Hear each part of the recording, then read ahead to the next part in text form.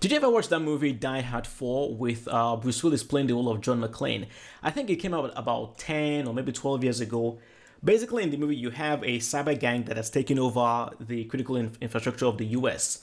You know, they shut down pipelines, electric grids, even traffic control systems, and of course, Bruce Willis has to take them down. Now, I remember back then, it all seemed very fantastical and unrealistic. I mean, how can a cyber gang, shut down a pipeline or shut down electric grids? It didn't seem to make any sense.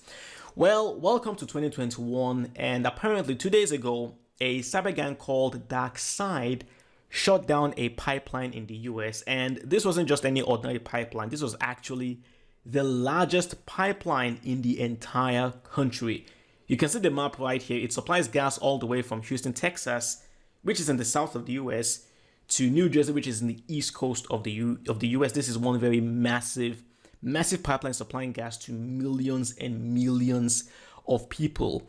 And I gotta tell you, this is just the beginning. You might be thinking, well, how is it possible to shut down a pipeline? I mean, the system's all mechanical and manual. Well, the truth is, many systems like this have been going digital for quite some time now. And when you go digital, you're basically exposing yourself to cyber attacks. In fact, the only way to be completely safe from cyber attacks and cyber gangs like this is just don't go online. Stay offline. The downside with that is that your efficiency is not going to be improved. In fact, your production might go down as a result. So it's kind of like you're trying to trade off one thing for another. It's either you go online, expose yourself to cyber attacks, but you become a lot more efficient, or you stay offline, but then your performance and efficiency goes down. You can't eat your cake and have it at the same time. And there you have it, man. The largest pipeline in the US shut down by a cyber gang called Dark Side, and it's a ransomware attack. We don't know how much they're demanding. We don't know, but I do know that they got access to about 100 gigabytes of data. The funny thing is, for many years now, there have been many cyber experts who have been warning the US government that, hey, our critical infrastructure is at risk. We need to do a better job of protecting our infrastructure, and they were ignored. And well, here we are today, 2021, the largest pipeline being shut down. Now, what makes this story even more fascinating is the fact that apparently this Dark Side ransomware gang seemed to be a combination of your typical black hat hackers who want to make money for themselves, but also a hacktivist who hack for a cause. Because I read somewhere that apparently when they make money, they actually donate some of the money to charity organizations. So it's kind of them hacking for charity, which is just weird. And right here, they released a statement saying, our goal is to make money and not create problems for society, which is kind of weird. I mean, how did you expect you are not going to create problems for society if you're shutting down a pipeline that supplies gas to millions and millions of people?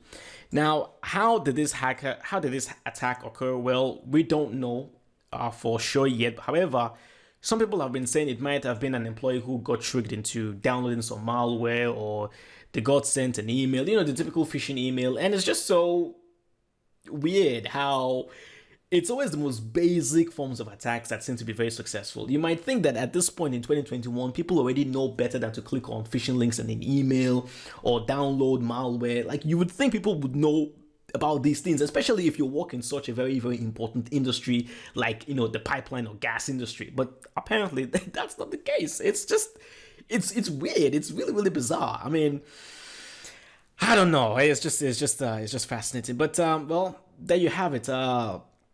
I'll try to keep you guys updated on this story. Again, we don't know how the Biden administration will respond.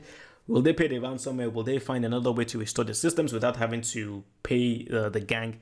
We don't know. I will continue to monitor the events as they occur.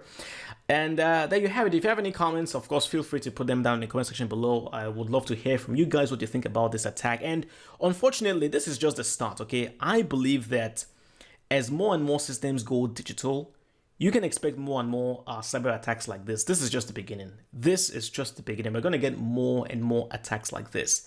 So there you have it. If you enjoyed the video, do give it a thumbs up. Of course, please do subscribe to the channel if you haven't done so already. And please do leave a comment. Let me know what your thoughts are. Comments would really, really help with the algorithm. So please take a moment just to give a comment, whatever comments you might have. I'd love to hear from you. That's it. Again, I'll keep you guys updated. Whenever anything new breaks on this story, I'll be sure to update you guys. So stay safe out there, and I'll talk to you soon. Cheers.